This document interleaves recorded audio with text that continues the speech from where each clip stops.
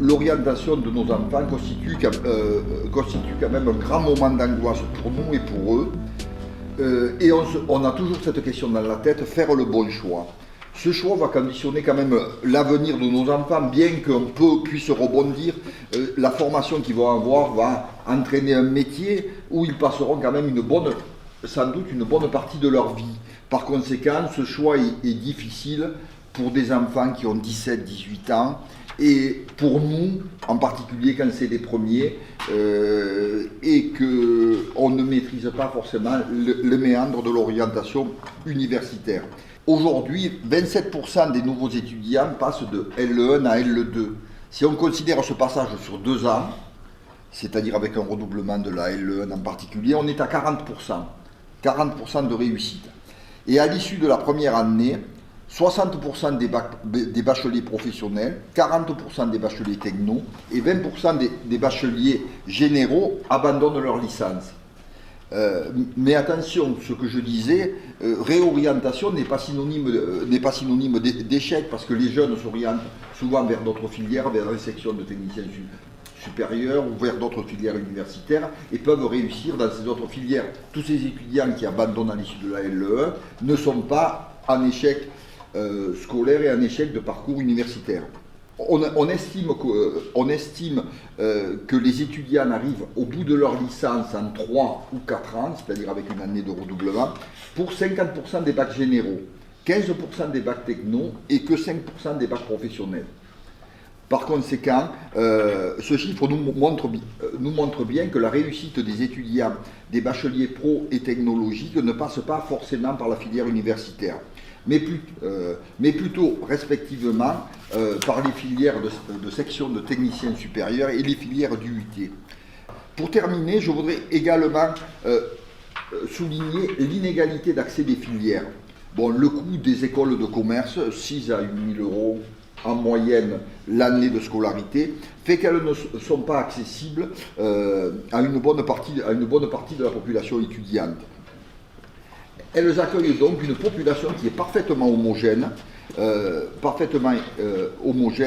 et l'inconvénient, en dehors de l'injustice entre guillemets sociale de ce fait, l'inconvénient, c'est que ces filières s'appauvrissent parce qu'elles recrutent des étudiants qui sont issus des mêmes classes sociales, qui ont entre guillemets les mêmes façons de penser, et ces filières s'appauvrissent de ne pas bénéficier de la diversité de la population française.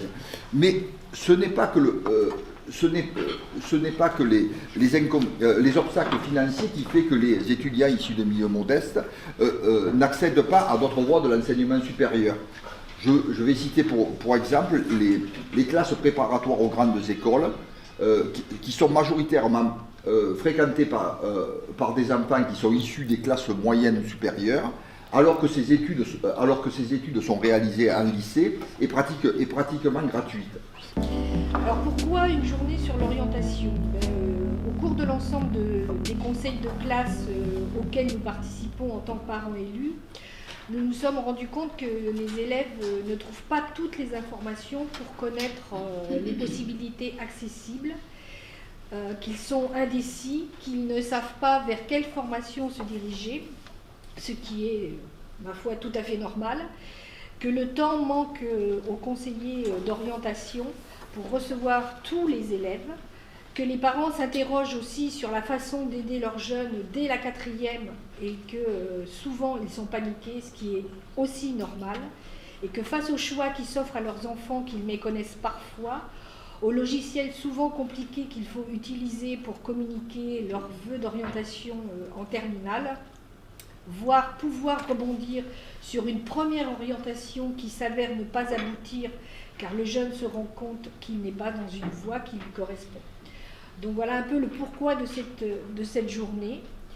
Donc les parents sont également inquiets car ils pensent que l'erreur n'est pas permise et que les jeunes doivent absolument s'inscrire dans la voie qui les mènera à la vie professionnelle. Ils se trompent, l'erreur est permise et d'autres choix peuvent être faits en cours d'année ou l'année suivante. Voilà pourquoi nous avons voulu cette journée. Nous avons souhaité vous montrer comment on construit un projet d'orientation, faire connaître les passerelles qui existent, vous présenter l'enseignement agricole et un certain nombre d'organismes qui peuvent offrir des possibilités de construire son avenir tout en ne suivant pas un parcours traditionnel. Vous pourrez aussi rencontrer les acteurs de l'orientation dans le hall d'accueil où il y a des stands. Et donc je les remercie bien sûr de leur présence durant toute cette journée, qui est la vôtre, celle des parents et des élèves. Et ainsi, je remercie aussi les intervenants qui vont se succéder à cette tribune. Je vous souhaite une excellente journée. Et donc on va commencer la journée avec la présentation des CIO de Montpellier qui va être faite par Madame Hélène Grappin. Et ensuite, on aura l'intervention de 2 personnes qui ont eu des parcours atypiques, donc Madame Angélique Miranes et Jao Bateka. Merci.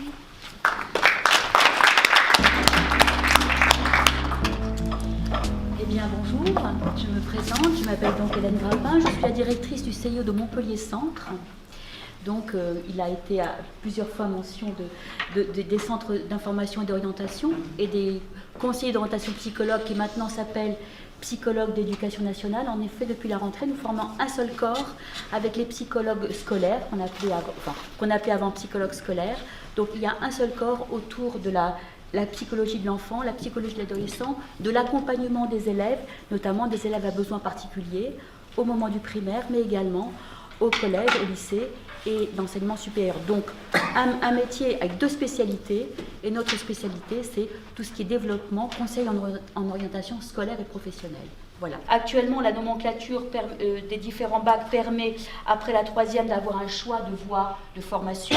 Le bac pro, en 3 ans, c'est la voie de formation professionnelle qui est la plus choisie par les élèves qui sortent de 3e générale ou de 3e prépa pro. Donc si vous voulez, après je vous donnerai quelques renseignements sur cette classe de prépa pro pour ceux qui le désirent. Donc la majorité des élèves de 3e, quand ils choisissent une voie professionnelle, se dirigent vers un bac professionnel qui est un diplôme professionnel, qui est reconnu par le monde du travail et qui permet de chercher à s'insérer au niveau professionnel. Il y a également le bac général, donc là c'est pour les élèves qui envisagent un enseignement supérieur plutôt long, alors plutôt long c'est au-delà de 3 ans. Le bac technologique qui permet aussi d'avoir une formation générale, mais avec des qualifications plus techniques, plus technologiques et qui permettent d'envisager aussi des études supérieures, mais plus courtes, de genre bac plus 2, bac plus 3, jusqu'à une licence professionnelle. Alors, là, on en est à l'objectif bac plus 2, bac plus 3. Vous avez vu au début, donc c'était l'objectif bac, avec un bac pro. Maintenant, c'est l'objectif bac plus 2, bac plus 3. Donc là, c'est un jeune homme qui a un bac techno et il poursuit sa formation dans un BTS qui est donc niveau de qualification bac plus 2, niveau technicien supérieur, en général dans la même branche que son bac technologique. Actuellement, il y a 8 séries de bac techno, du domaine de l'agriculture, du domaine du tertiaire, du domaine des activités de laboratoire, des activités aussi de technologie industrielle, des activités tertiaires, des activités médico-sociales et du design. Voilà, je crois que je n'ai rien oublié.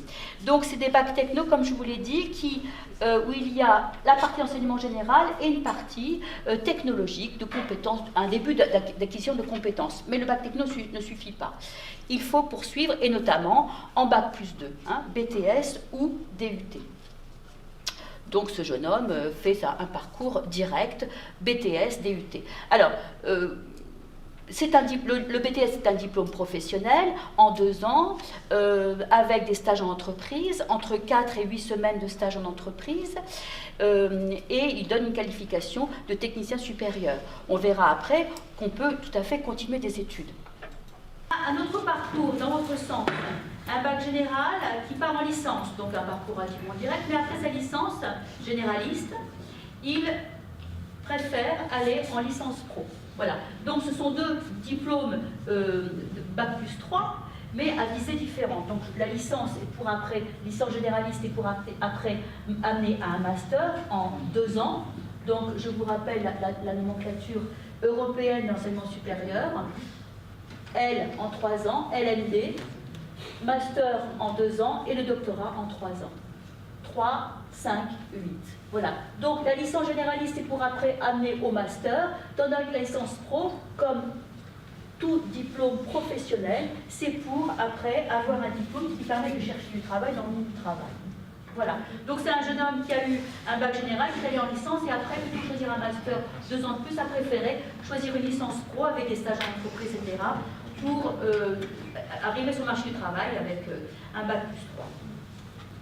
Voilà, bon, des cursus directs, hein, second bac général, on passe par une classe prépa et on rentre dans une école d'ingénieur, on peut rentrer aussi en école normale supérieure, en école de commerce, voilà, hein, des parcours directs. Alors, l'apprentissage, rapidement, apprentissage est marqué apprentissage à tous les étages. Parce que bien souvent, l'apprentissage, on dit mon fils ne réussit pas, ma fille ne réussit pas à l'école, elle va partir en apprentissage. Mais le problème de l'apprentissage, d'ailleurs, il a été réformé tout à fait récemment. Hein. Le problème de l'apprentissage, c'est que si un élève ne réussit pas à l'école, c'est pas du tout sûr qu'il puisse réussir en apprentissage. Parce que bien souvent, on demande les mêmes capacités, on demande le même comportement, de la ponctualité, de la présence, un rapport aux adultes apaisé, etc. Et bien souvent, il y a des difficultés aussi en apprentissage pour ce type d'élèves.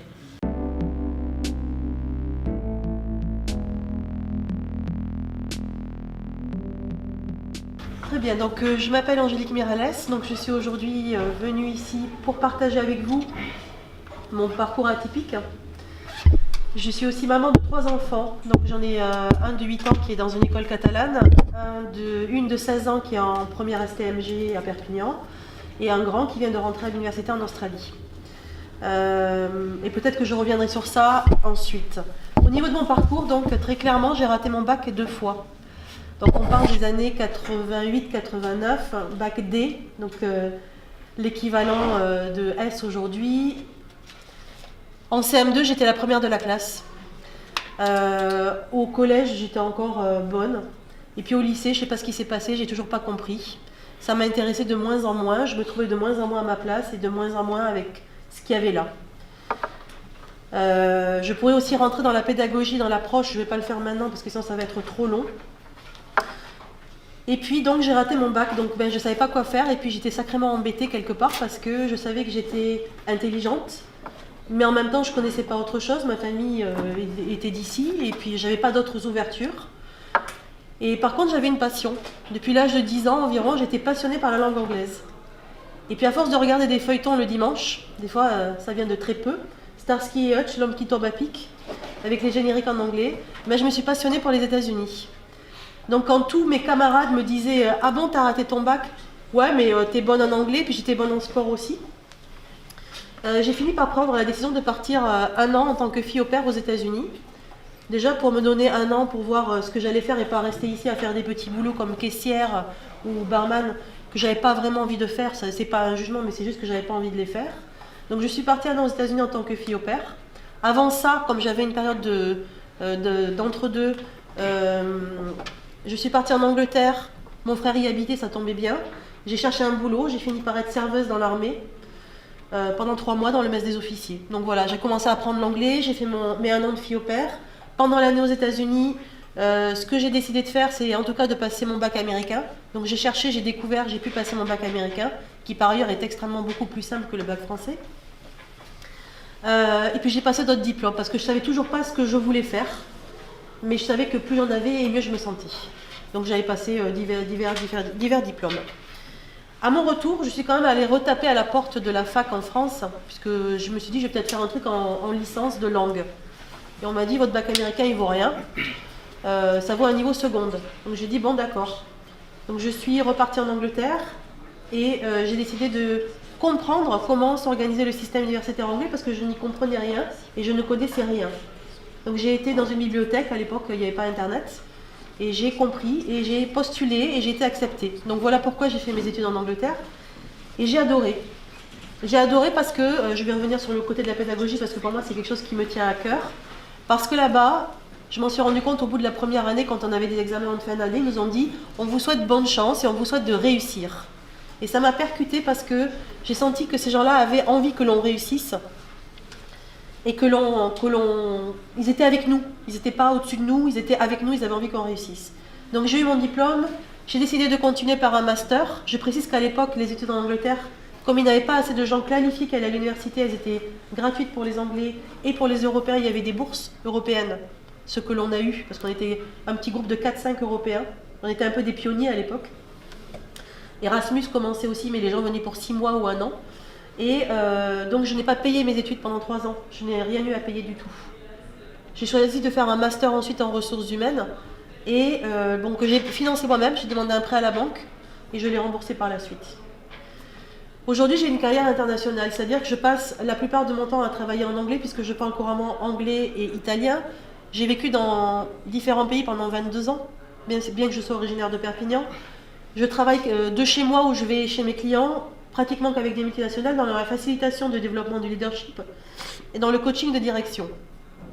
Donc voilà mon métier. Tout ça pour dire que si je reviens avec une rétrospective sur mon parcours, je dirais que quand on ferme une porte, quand on se voit une porte fermée devant, peut-être qu'il y a un moment où on se dit mince, qu'est-ce que je vais faire, et peut-être que la porte elle sert à un moment pour poser une réflexion, mais c'est aussi avoir envie de trouver des stratégies, seul, avec l'aide des parents, avec l'aide des psychologues scolaires, avec peu importe l'aide.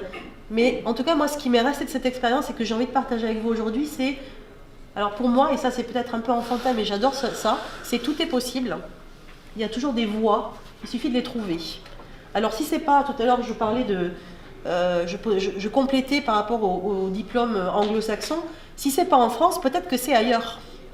Si c'est pas à Montpellier, peut-être que c'est, je sais pas, à Toulouse. Chercher à se limiter dans un truc, souvent c'est pas très utile. Donc tout ça pour dire qu'en se posant des questions, en faisant des recherches, on peut trouver d'autres voies.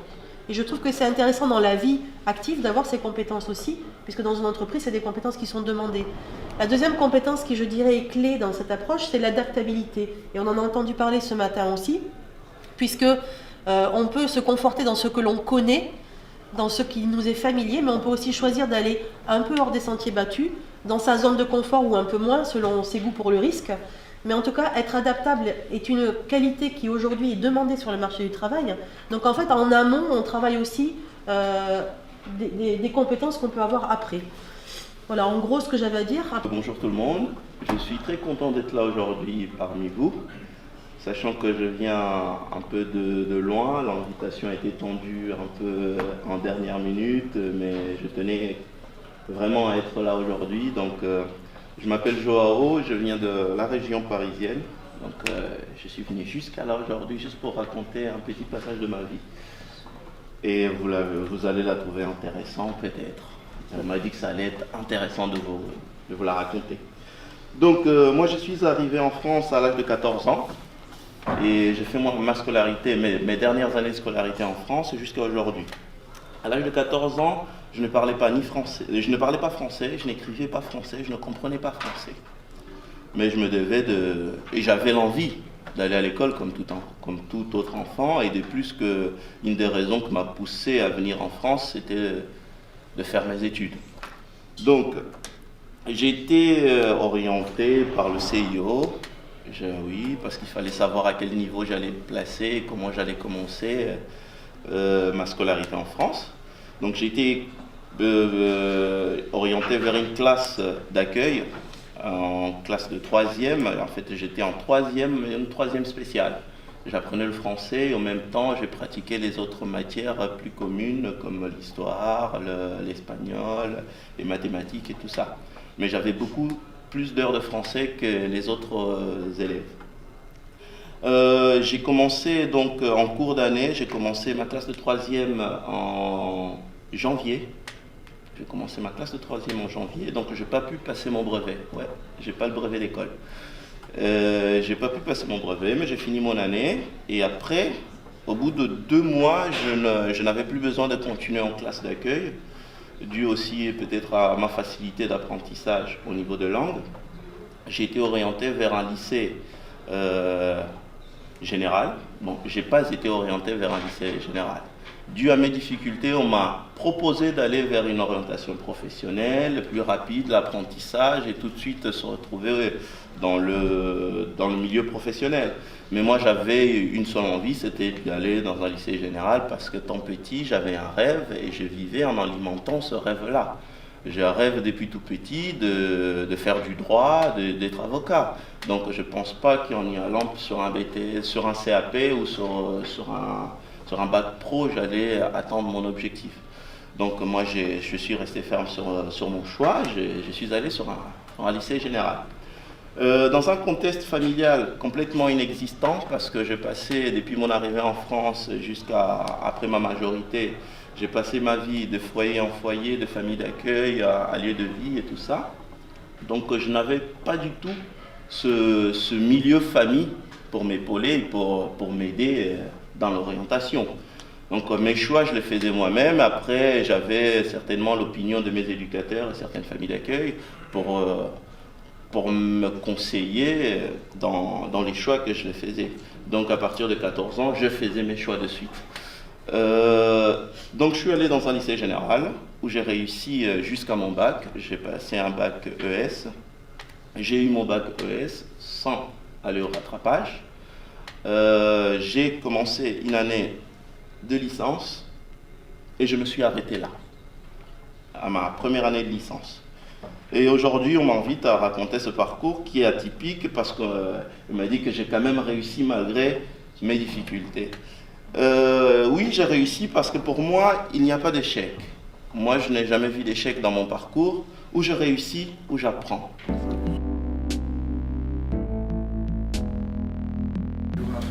Alors, l'enseignement agricole, c'est une composante à part entière de notre système éducatif. On a l'enseignement public, il y a aussi un enseignement privé. Ma collègue qui est là-bas des maisons familiales pourra en dire deux mots. Les missions de l'enseignement agricole, c'est d'assurer de la formation initiale, continue et apprentissage. On verra tout à l'heure dans quel domaine. De participer à des actions de développement et d'expérimentation, toujours dans le domaine agricole élargi, si je puis dire. Contribuer à l'animation des territoires, assurer l'insertion scolaire, sociale et professionnelle, bon, ça l'éducation nationale le fait aussi, et développer de la coopération internationale, bien évidemment, comme l'éducation nationale. Vous verrez qu'on est très proche. Quelques chiffres, quand on regarde le second degré, plus les BTS, plus les CPGE, l'enseignement agricole au niveau national, c'est 182 000 élèves. Vous voyez, quand on compare à l'Académie de Montpellier, on est pratiquement au niveau national l'équivalent d'une académie. C'est tout petit. Alors pourquoi ça existe? Ben, c'est l'histoire. L'agriculture a son propre service enseignement. Et dans le budget de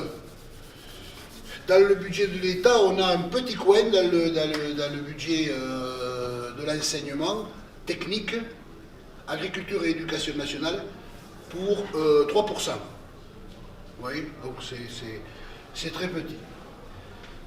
Mais c'est une spécificité.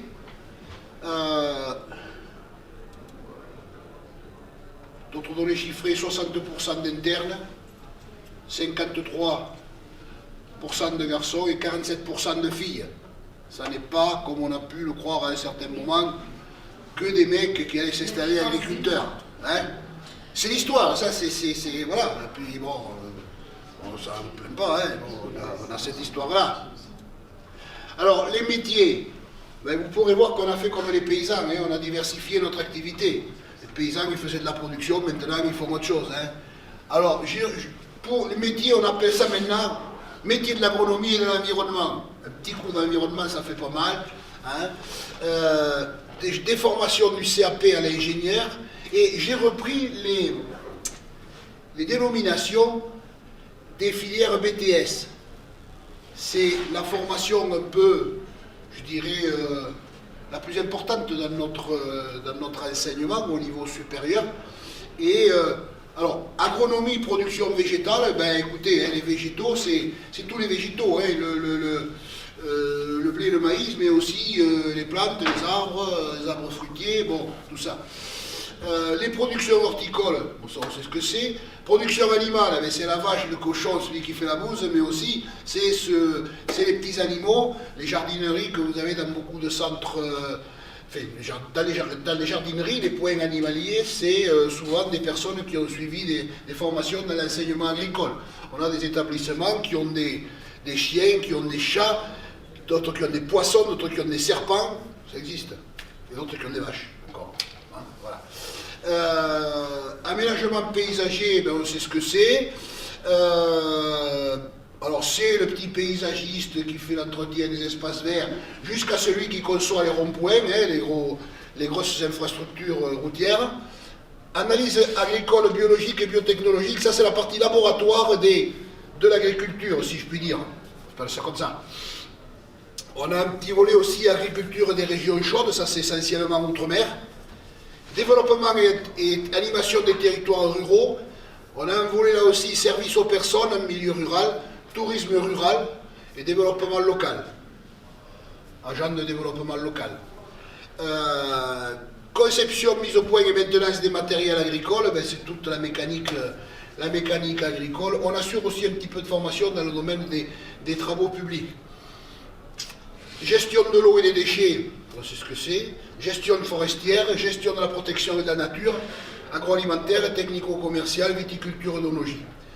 C'est des métiers qui sont comme les métiers de la restauration, comme les métiers du bâtiment, c'est des métiers où il y a de l'emploi. Bon, alors, vous voyez cette diversité derrière le mot agricole, c'est un peu difficile à faire comprendre, c'est très vaste. Voilà. Après, c'est des métiers qui souffrent d'un déficit d'image, et c'est dommage parce qu'il y a de l'emploi à l'abri, de l'emploi à l'extérieur quand il ne fait pas trop mauvais, parce qu'à une époque aussi, hein, c'est comme le bâtiment, ça s'est quand même un peu amélioré tout ça. Bon voilà, c'est comme ça, c'est un petit peu dommage, mais aujourd'hui, on a des problématiques d'emploi dans certains domaines, on a des formations qui se créent pour essayer d'être innovantes, mais qui essayent d'être innovantes, mais c'est dommage, voilà. Michel Séverac, je suis coordonnateur de ce qu'on appelle une UFA, c'est-à-dire une unité de formation par apprentissage. Donc en fait, l'apprentissage, tout le monde connaît. L'apprentissage, c'est, premièrement, c'est de la formation initiale, c'est-à-dire qu'on est sur des jeunes qui préparent un diplôme de l'éducation nationale. Et voilà, dans tous les cas, il faut que c'est une formation diplômante, qui débouche sur un diplôme. C'est une formation donc, qui ne se passe plus sous statut scolaire, mais qui se passe sous le statut de salarié, puisque pour être apprenti, il faut avoir une entreprise et signer avec cette entreprise ce qu'on appelle un contrat d'apprentissage, qui est un contrat de travail, un CDD, de 1 à 3 ans, suivant le diplôme que l'on souhaite préparer. Voilà, donc ce diplôme, bien, il va se préparer en partie dans l'entreprise, en partie dans le centre de formation d'apprentis. À savoir qu'en gros, l'apprenti passe un quart du temps de formation dans le CFA, 3 quarts dans l'entreprise. Donc le volume horaire de formation, il est beaucoup plus important dans l'entreprise. L'entreprise, elle ne va pas faire des maths, du français et des langues, donc ce n'est pas sa spécialité. Elle va faire surtout de la formation professionnelle. Voilà. Donc le deal pour un apprenti, c'est de ne pas se dire « ça y est, c'est fini, j'ai plus à travailler ». Hein, parce que bien souvent, les jeunes qui rentrent en apprentissage, alors je ne parle pas des niveaux supérieurs, parce que l'apprentissage, c'est possible, je veux dire, en raccourci, du CAP au diplôme d'ingénieur. Donc un ingénieur qui se lance dans la formation en apprentissage, il sait ce qu'il doit faire, bon, il a la maturité, le deal pour lui d'avoir son diplôme, il en a bien saisi toute l'importance. Mais par contre, lorsqu'on s'adresse à des jeunes qui sortent du collège en 3e et qui ont comme possibilité le CAP ou le bac professionnel, c'est souvent, bon, j'en ai marre de l'école, j'en ai marre du collège, je veux rentrer en apprentissage. Et là, déjà si on trouve un bon, entre guillemets, maître d'apprentissage, c'est-à-dire quelqu'un qui est vraiment un formateur, bon, il va s'occuper de l'apprenti comme il se doit de le faire dans l'entreprise et lui apprendre le métier, on va dire. Mais c'est vrai que très peu de gens pensent à encadrer le jeune en dehors des périodes où il est au CFA pour justement tous les cours théoriques, parce que y compris professionnels, la technologie, toutes les matières qui se rattachent au professionnel et les matières générales, notamment en baccalauréat professionnel, il y a quand même toutes les matières du baccalauréat professionnel que suit un élève sous statut scolaire, hein, français, histoire, géographie, langue vivante, mathématiques, sciences physiques, je ne sais pas si j'en oublie, mais enfin bon, enseignement général, éducation esthétique éventuellement. Donc vous voyez, toutes ces matières-là, il va être obligé de les suivre au CFA. Et la plupart d'entre elles sont évaluées pour l'obtention du baccalauréat professionnel. Ou du CAP si c'est un CAP. GRETA, ça veut dire groupement d'établissements. Autrement dit, ce sont les établissements d'enseignement public qui se regroupent pour poursuivre leur mission d'enseignement tout au long de la vie. Et donc les GRETA, c'est les établissements publics qui font de la formation pour adultes. D'accord ? Les GRETA sont ce qu'on appelle des organismes de formation généralistes, c'est-à-dire qu'ils ont une offre de formation dans l'ensemble des secteurs professionnels. D'accord ? Donc le GRETA Montpellier Littoral, il est organisé en 6 services. Le bâtiment, le BTP, la logistique, l'industrie, le service tertiaire commerce, qui est un gros service, compétences de base et langue, le santé sociale, l'hôtellerie-restauration, l'hygiène et sécurité, et le centre de bilan. Le centre de bilan, j'y reviendrai un petit peu tout à l'heure, parce que généralement c'est encore moins connu que les GRETA. L'organisation d'un GRETA vous permet de vous accompagner tout au long de la vie, quel que soit votre besoin d'accompagnement.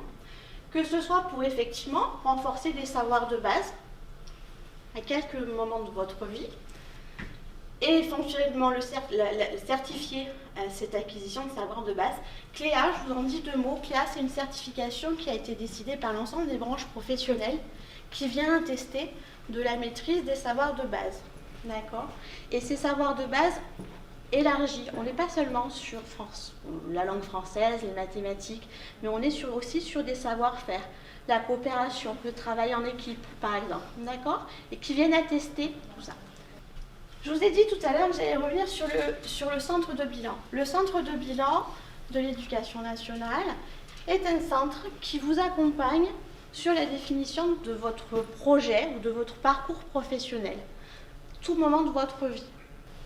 Quelques éléments sur les prérequis pour l'entrée en formation. Sur un niveau CAP, on est vraiment sur la maîtrise des savoirs de base, puis effectivement les aptitudes physiques à l'exercice du métier.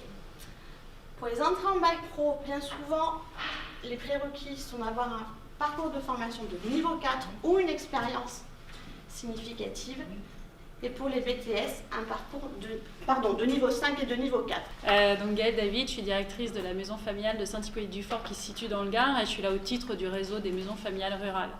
Donc c'était pour vous exposer en fait ce que sont les MFR. Donc c'est un réseau d'associations loi 1901 composé de parents avant tout et de professionnels qui déploie des formations de la 4e au BTS, voire à la licence, en alternance. Donc l'alternance étant un rythme et pas un statut, c'est-à-dire qu'en fait on est conventionné notamment avec le ministère de l'Agriculture pour déployer les formations, en gros 1 semaine maison familiale, 1 semaine en milieu professionnel, 1 semaine en regroupement à la maison familiale, etc.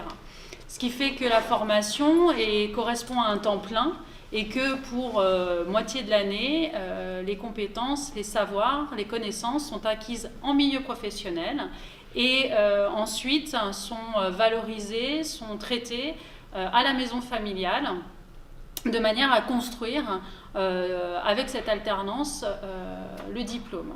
Alors, c'est l'alternance, mais c'est aussi un accompagnement spécifique, un accompagnement global de l'ensemble de l'équipe, puisque les maisons familiales ont toutes un internat, donc qui s'adresse autant aux jeunes de 4e qu'aux adultes ou jeunes adultes en formation, qui permet de se poser dans ce mouvement d'alternance, de se poser une semaine, et donc d'être accompagné par l'équipe, autant dans les face-à-face pédagogiques que dans les temps informels, que sont les services du midi, l'étude, les veillées le soir, puisque l'équipe pédagogique et l'ensemble de l'équipe vie résidentielle et administrative accompagnent globalement le jeune, mais aussi la famille qui justement met son enfant en maison familiale. Le lien avec le milieu professionnel se fait via l'équipe pédagogique, avec des visites en structure, avec un carnet de liaison évidemment. Et donc ça permet qu'il y ait une médiation aussi et une visibilité de ce qui est acquis en entreprise. Et c'est vrai que ça permet pour certains jeunes, au départ en 4e, 3e, de reprendre confiance via ce projet professionnel qui se construit entre la 4e et la 3e. Donc ça permet de reprendre confiance et puis ensuite de construire un véritable parcours dont les expériences viennent agrémenter le CV tout au long du CAP, du bac pro, du BTS et d'autres formations. Toutes les associations vont déployer un projet d'association en lien avec le territoire sur lequel elle est, donc qui a vraiment cette dimension de cohérence avec l'environnement de la maison familiale, avec la société civile, donc avec aussi ce qui se passe sur le territoire. On travaille beaucoup en gestion de projet, donc des actions pro des jeunes à l'extérieur, avec les partenaires, permettent aussi de se réaliser autrement que juste par des face-à-face pédagogiques. Enfin, juste, c'est déjà beaucoup. Les diplômes qui sont passés sont les diplômes équivalents du système, donc des diplômes du ministère de l'Agriculture, secteur agri, viti, mais aussi commerce, vente, animalerie, service à la personne, puisque le ministère de l'Agriculture a tout un tas de diplômes qui sont en correspondance pour certains avec l'éducation nationale, par exemple le bac pro SAPAT et l'équivalent du bac pro ASSP de l'éducation nationale. Donc notre métier, c'est de qualifier les personnes pour qu'elles trouvent un emploi. L'objectif étant de délivrer un titre professionnel à l'issue de la formation. Alors les parcours de formation à l'AFPA, peu importe la méthode pédagogique, que ce soit en alternance, en présentiel, à distance ou autre méthode ou un mix de tout ceci, l'objectif c'est la mise en situation professionnelle de la personne pendant une durée la plus courte possible pour qu'à l'issue elle puisse trouver un emploi grâce au titre professionnel qui va lui être délivré par le ministère du Travail. Alors nos formateurs, ce sont des professionnels en exercice ou qui ont quitté l'emploi depuis moins de 3 ans et que nous formons nous à une pédagogie pour adultes qui existe depuis toujours l'AFPA, puisque l'AFPA a été créée après la guerre pour reconstruire la France, parce qu'il n'y avait plus assez de professionnels du bâtiment. Et d'ailleurs tous les centres AFPA sont construits par des stagiaires de l'AFPA. Et se présente l'inconvénient qu'on est dans des bâtiments assez anciens, mais auxquels nous tenons beaucoup. Voilà. Et donc notre mission principale, c'est les publics les plus, ce qu'on appelle les publics les plus éloignés de l'emploi.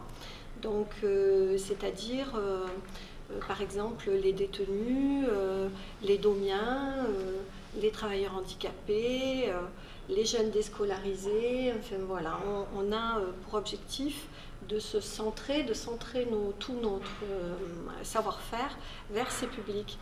Et donc nos indicateurs sont des indicateurs qualitatifs, donc le taux de qualification, le taux de retour à l'emploi, le taux de féminisation des emplois traditionnellement masculins,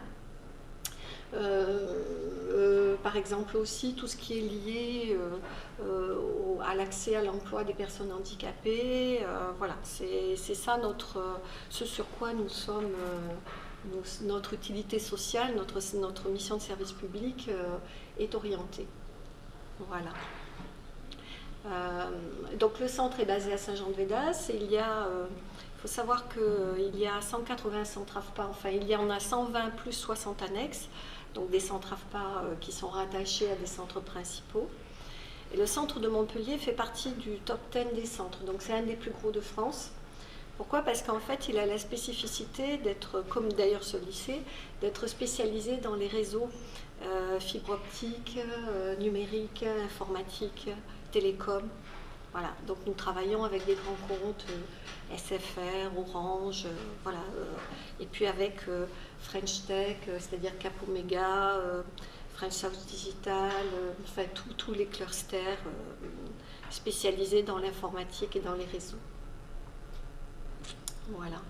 Alors le principe, c'est, concernant plus spécifiquement le public jeune, puisqu'ici c'est un peu le sujet, c'est un public qui généralement, alors c'est un tiers de nos publics, hein, les jeunes, donc le centre AFPA de Saint-Jean c'est 600 personnes, donc on a à peu près 200 qui sont des jeunes, principalement sur du niveau 5, c'est-à-dire du niveau CAP, mais aussi sur du niveau 4, niveau bac. Et donc le principe c'est souvent des jeunes qui sont rattachés à une mission locale.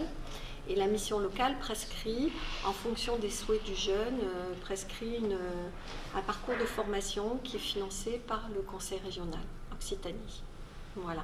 Et donc l'objectif étant que le jeune puisse assez rapidement, en moins d'1 an, c'est des durées de formation assez courtes puisque tout est centré sur la professionnalisation. Donc il n'y a pas de cours périphériques de type histoire géo ou français ou autre. Quand on est sur par exemple une formation installateur réseau câblé communication, c'est quelques mois de formation et à l'issue un titre professionnel de niveau 5 validé par un jury de professionnels en exercice qui quelquefois et très souvent font leur marché, ce qui fait que les personnes trouvent un emploi directement à l'issue de la formation. D'ailleurs, il y en a 1 sur 2 qui est gardé dans le cadre de sa période de stage en entreprise, qui est gardé dans l'entreprise. Hein. C'est notre statistique, 1 sur 2 en moyenne est gardé dans l'entreprise ou retourne dans l'entreprise. On essaye souvent de faire en sorte qu'il aille quand même jusqu'au titre et qu'il, une fois qu'il soit qualifié, il ou elle soit qualifié, il aille en entreprise.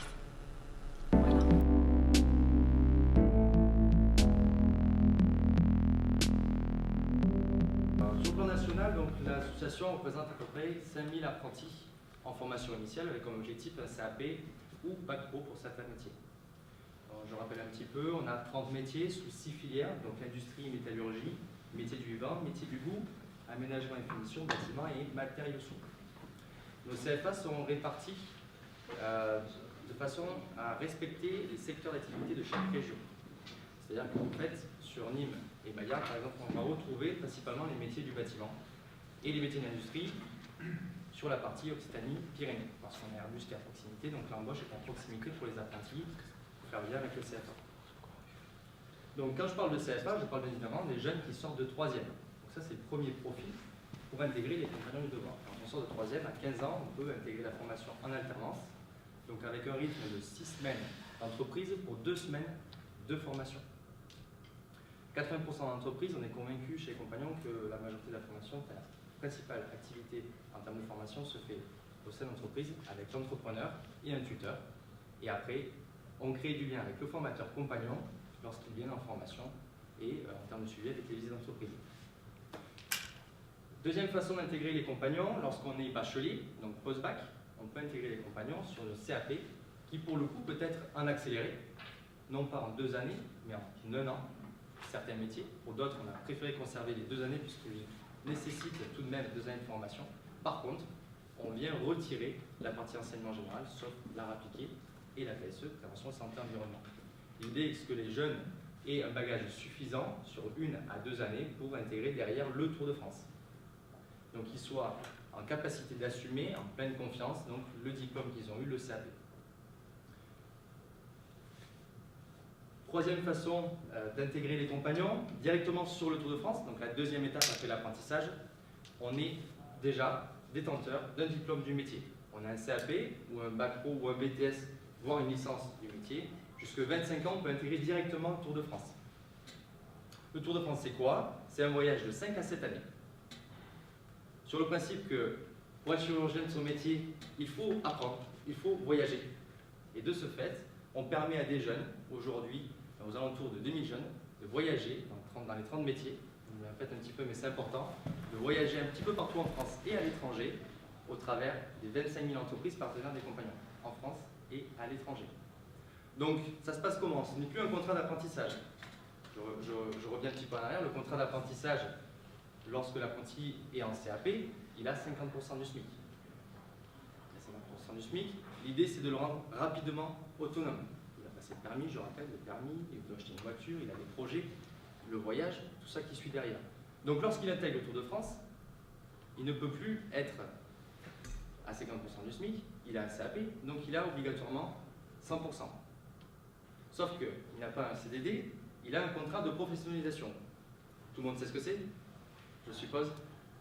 Donc le contrat pro, un mix entre le contrat d'apprentissage et le contrat à durée déterminée, ce qui permet en fait à l'itinérant, celui qui voyage, d'être un an dans la ville, travailler dans une entreprise et également se former. Se former au travers de 5 à 6 semaines de formation, donc 5 à 6 fois 35 heures, sur un domaine bien spécial du métier, par exemple un charpentier, l'art du trait pendant 35 heures. Il va aller se former pendant 35 heures avec un compagnon du métier sur l'art du trait, ou bien sur l'escalier courbe, ou sur une spécialité du métier de la charpente. Pareil pour le métier de jardinier paysagiste, vigneron, couvreur, terre de pierre, tous ces métiers.